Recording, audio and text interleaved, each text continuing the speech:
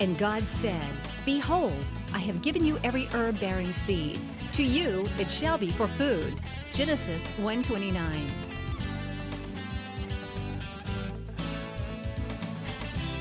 Man did eat angels' food. He sent them meat to the full.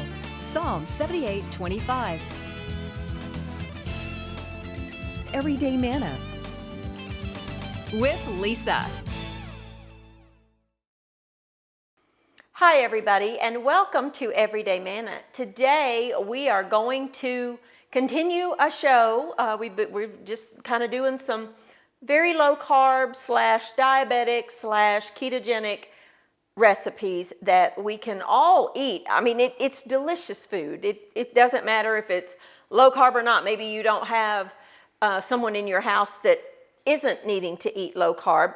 They're still going to love this food. It's delicious. So today we're going to be making a comfort food that is one of my favorites, and that's meatloaf. I love a good moist meatloaf, but you know, traditionally meatloaf is made with breadcrumbs and full sugared ketchup, or the glaze that I do anyway, and brown sugar and just all kinds of goodness, and that's just not part of the diabetic / keto eating lifestyle. So we've made some changes and it's still every bit as delicious. Now I'm using the low carb bread, the Sola bread that I talked about on another show. I really like this. It's just, you know, it tastes like bread. And I know I'm working on some recipes for some, you know, lower carb breads, but a lot of them just taste so eggy, and that's not what I want. So I'm using just 2 slices of the Sola bread, and I'm just going to kind of pulse that up because you need a panade or something to, you know, absorb or, you know, to make the meatloaf moist. So I'm making fresh breadcrumbs. If you don't have any low carb bread, you can use almond flour if you want to. And I'm just going to put this in the bowl with some ground chuck, which is what I like for meatloaf. Then I'm going to add, I forgot to get my heavy cream, so let's go over here to the refrigerator. And we're going to get some heavy cream to mix just a little bit, just like a tablespoon. Not much, just a little bit. That will add some richness and some moisture. Put some more of those breadcrumbs. That'll absorb that and become delicious. I'm going to add some celery because celery is extremely low carb. I've got my little mini food chopper here. I want this to be pulsed up pretty fine. So I like to use my food processor, and this is just a mini one. If I can get it on there. Come on, you. This one you have the handle. I like this little chopper. Very handy for cooking. Instead of bringing out your big food processor, these little minis are really handy. So we're pulsing that to where it's pretty fine, as you'll see. Be careful of your fingers. Okay. Just get most of it out, because we're going to use it again. Got to lock it in there. Every one of them is a little different. You just have to twist that around. And then I'm going to add some onion, because onion adds flavor and moisture. This was half of a big Vidalia onion, and I really only think I need probably half of that. That was a huge onion. And we're going to do the same thing. We're just going to chop that super fine. And that's it. Now, let's get the rest of our vegetables in there. You can see that it just really, I mean, we've done those really, really fine. So if you've got people in your household that maybe don't want to eat vegetables, by pureeing them, basically, you're disguising them and you're getting the flavor and the nutrients without the chunks. All right, So there's our meat mixture. Now we need to add some ketchup. This is sugar-free ketchup, and there is 1 gram of carbohydrates in a tablespoon. So, you know, compared to regular ketchup, I don't know if you know this or not, but regular ketchup has got a lot of sugar in it. And I'm going to add, probably about half a cup. You do not need to measure this. Just, you know, eyeball it. You want about half a cup. I like a little bit of dry mustard in mine.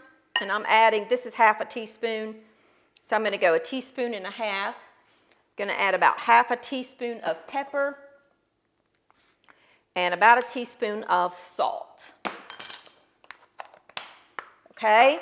There is only one way to mix meatloaf, and that's your clean hands. Okay, get in there and just sort of toss it around. Get all of those ingredients incorporated into the meat. You don't need to, you know, squash it to death, because then is where you get tough, and I don't want that. All right, I have a lined baking dish here that I have put a rack on. I've sprayed that rack with non-stick coconut oil, actually. And then you could put this in a loaf pan and bake it as a loaf. Me, I like little mini meatloaves. That's just the way I like my meatloaf. That way everybody gets that delicious glaze that's on there. And it's just portion controlled. It's just a little bit, I think, easier. So I just like to make them kind of an oval, and I like to kind of make a little divot in the middle, and you'll see why in just a second. This recipe will make 4 good size meatloaf patties, and it's great the next day. My son Austin really loves this meatloaf. And I made it about a week or so ago at home, and called me. I was at work, and he called me when he got home from school, and he said, "Is there any of that meatloaf left?" So it's really good leftover. It's good the next day. And if you're just 1 or 2 people and you don't want to have the leftovers the next day, freeze it. And then you've got, you know, your meatloaf. Once it's cooked, just freeze it, and then you've got dinner done. You just need to thaw it and heat it up. All right, now let me rinse off my hands just a little bit. I'm not going to wash them yet because I'm getting ready to make another mess. For the topping, you need some more ketchup, the sugar-free kind. I like a lot of topping. Okay. Then I need a little bit of brown sugar. I'm using the brown sugar substitute. If I can get it open. Oh, my hands are wet. I didn't think this through, did I? Okay, I'm gonna need a little help. My camera people, my hands are slick. Okay, and I'm gonna add some more of my dry mustard, about 1 tablespoon there, and a couple of tablespoons of this is the Swerve. It's just a brown sugar substitute, very low carb. And we're going to mix that all together.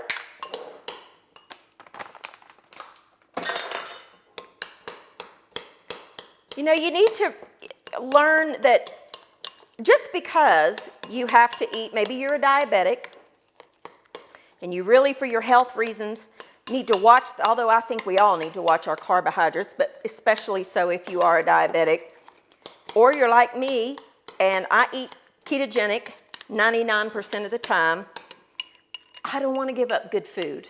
And so I really have been working hard to find replacement recipes, adapt the current stuff that I love and make it more ketogenic friendly, because that's how Mike and I eat. And this is very keto friendly, or diabetic, you know, whatever lifestyle diet that you have or way of living. I really don't even like to call it diet. I like to call it a lifestyle choice, the way you eat. Okay, coat those up really good with that wonderful, delectable sauce, and that will go in the oven at 375 About 30 minutes or so, and you will have one of the best little meatloaves that you have ever put in your mouth. I'm going to pop these in the oven, clean up. When I come back, we're going to get started on a dessert. Yes, you, my friend, can have dessert even if you're low carb and or keto. I'll be back in just a minute.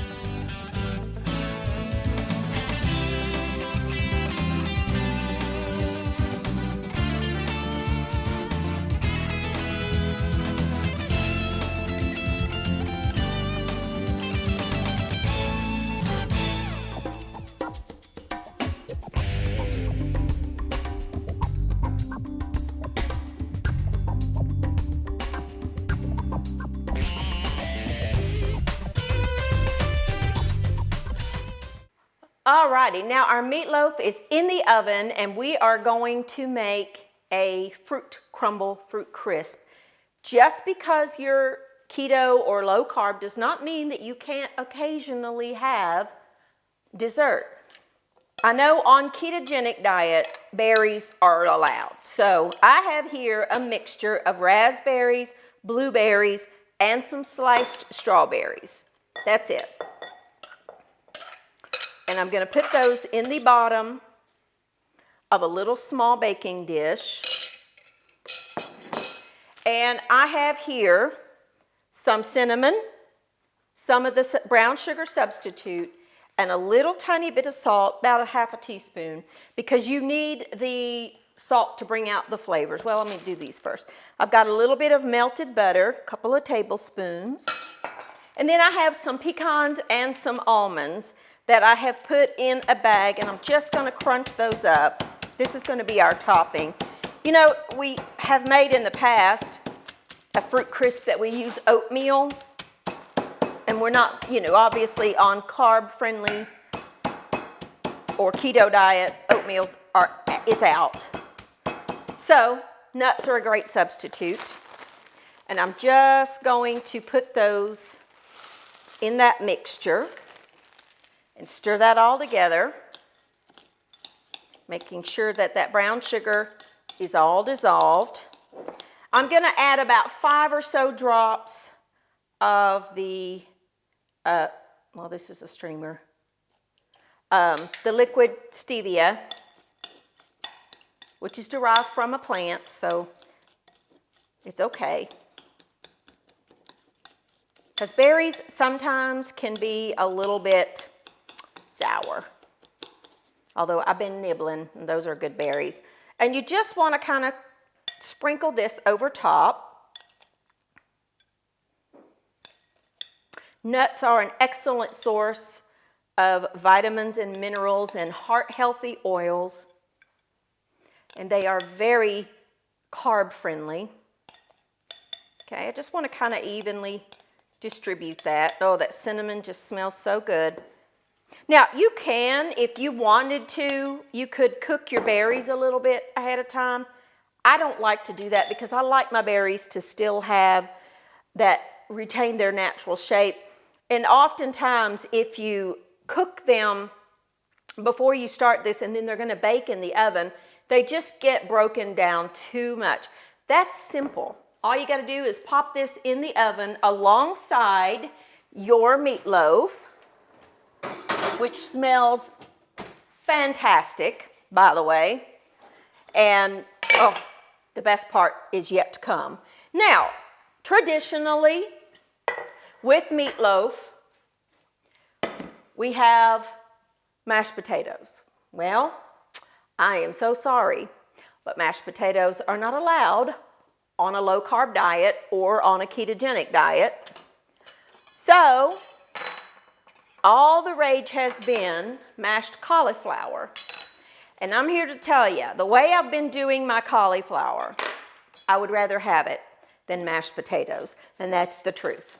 Mike and I both are like, I would rather have the mashed cauliflower than mashed potatoes. It's just, and I never thought I would be saying that, but it really is very, very good.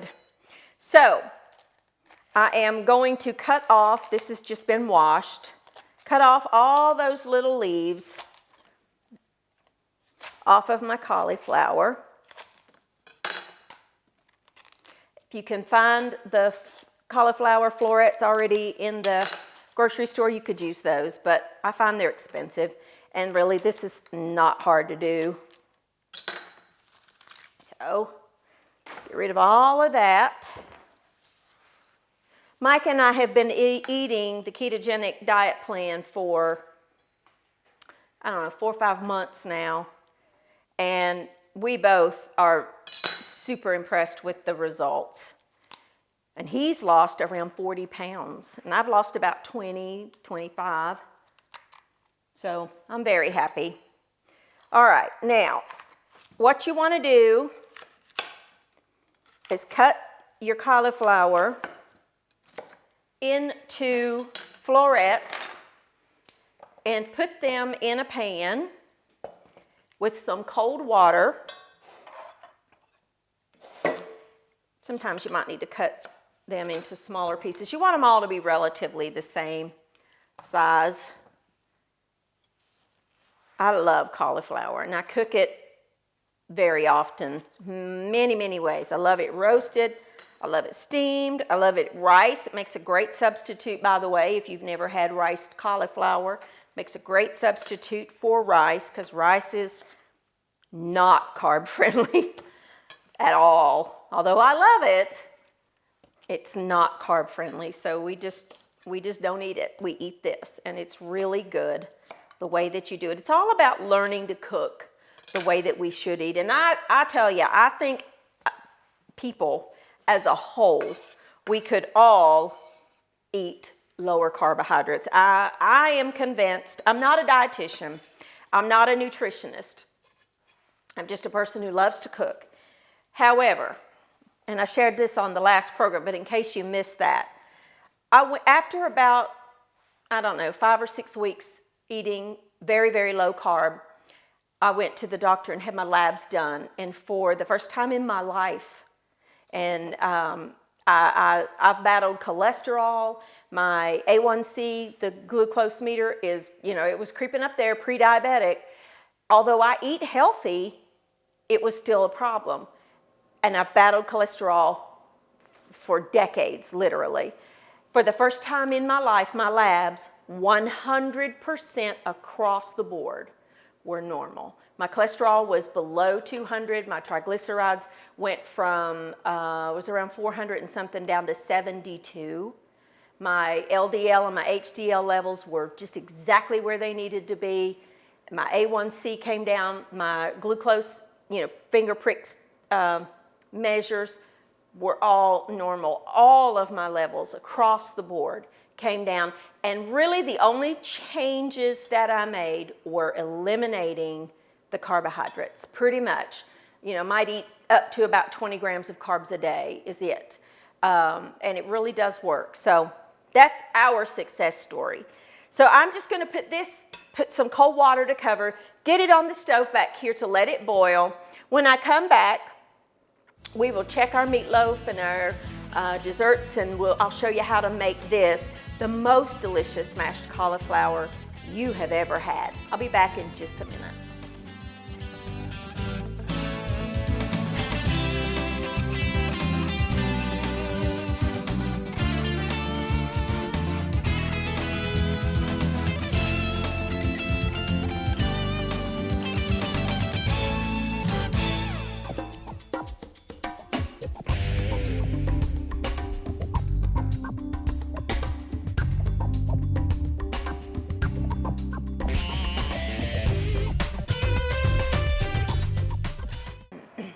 Alrighty, now let's make the cauliflower. Forgive the noise in the background. This is the fan came on, the exhaust fan, and I can't turn it off. So forgive the noise in the background. But our cauliflower, we just cooked it for about, 15 minutes or so. I'm going to add a little bit of salt. This is a ½ teaspoon measure, and I think that's probably going to be plenty. Now this is an immersion blender. If you don't have one of these, I'm telling you, they are really, really, really worth the investment. You can puree soups, you can puree gravies, you can mix. I use it for this and mashed potatoes. Before I add anything else, what I like to do is kind of just go in and start pureeing. Wait till you get this down in the pot before you hit that button. Now, I'm going to add some butter, room temperature butter. Okay, and some heavy cream, a little bit, because you don't want it to be runny. And then just take your immersion blender. You could do this in a food processor if you wanted to. And then just mix up your potatoes, your cauliflower, your mashed cauliflower. Because remember, we're cooking low carb and potatoes are not part of a low carb diet. They are not low carb friendly, but this is, and it's so good. Okay, I think that's probably good. So let's get that out of the way, and we will serve up this meal. We have our delicious mashed cauliflower. Lost my little spoon. Let me grab another spoon here. Okay. We're going to put that on the side as our potatoes. It's really good. And then we've got our delicious meatloaf. Now see, by adding that little bit of brown sugar on top of that, we've got the wonderful caramelization that comes. And I bake it on the tray so that the drippings go down in the bottom of the tray. And then we can't forget our dessert, our wonderful little berry crumble. Okay. And you could serve this with some whipped cream. A little bit of the powdered erythritol would be delicious over top of that. And there's a wonderful, easy, quick dessert that would be great the next morning with some coffee. So there's our wonderful low-carb meal. Put a little butter on there just for good measure. Maybe a little tiny bit of pepper because I like pepper on mine. All right. Now there's our delicious and healthy mashed cauliflower instead of mashed potatoes.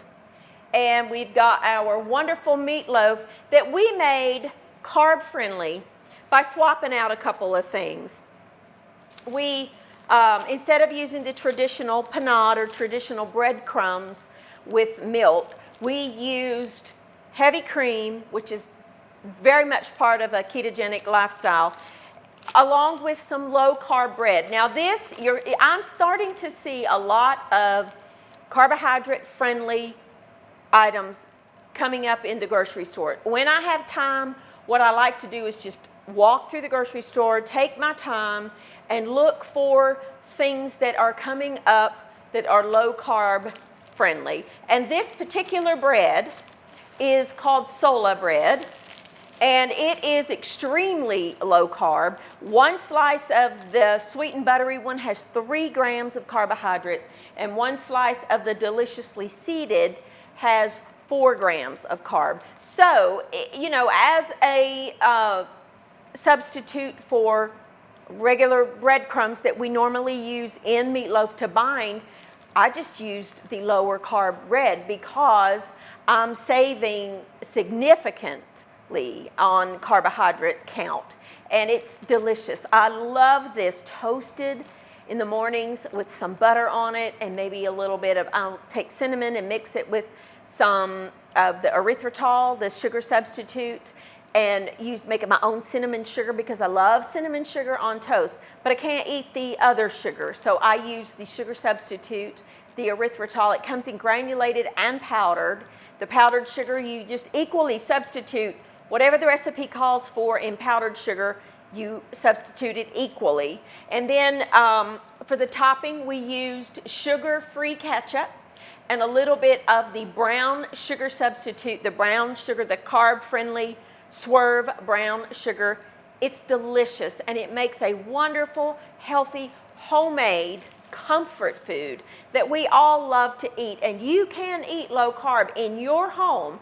You just have to know how to swap out ingredients for things that are more allowed. And then for an occasional dessert. Listen, we don't need to eat dessert every day. This needs to be a treat.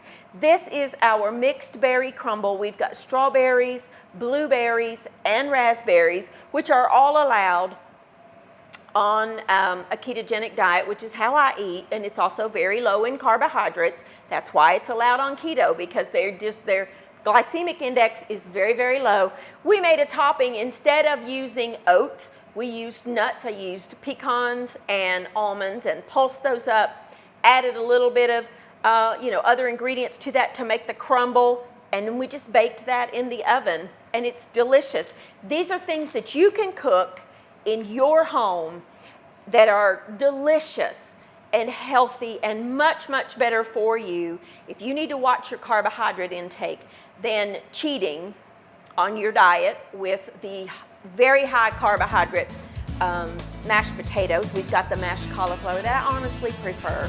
And then our meatloaf, you will not be able to tell the difference in that meatloaf and a higher carbohydrate count meatloaf. So here's some recipes for you to try. Thank you for joining with me, and I will see you next time on Everyday Manna.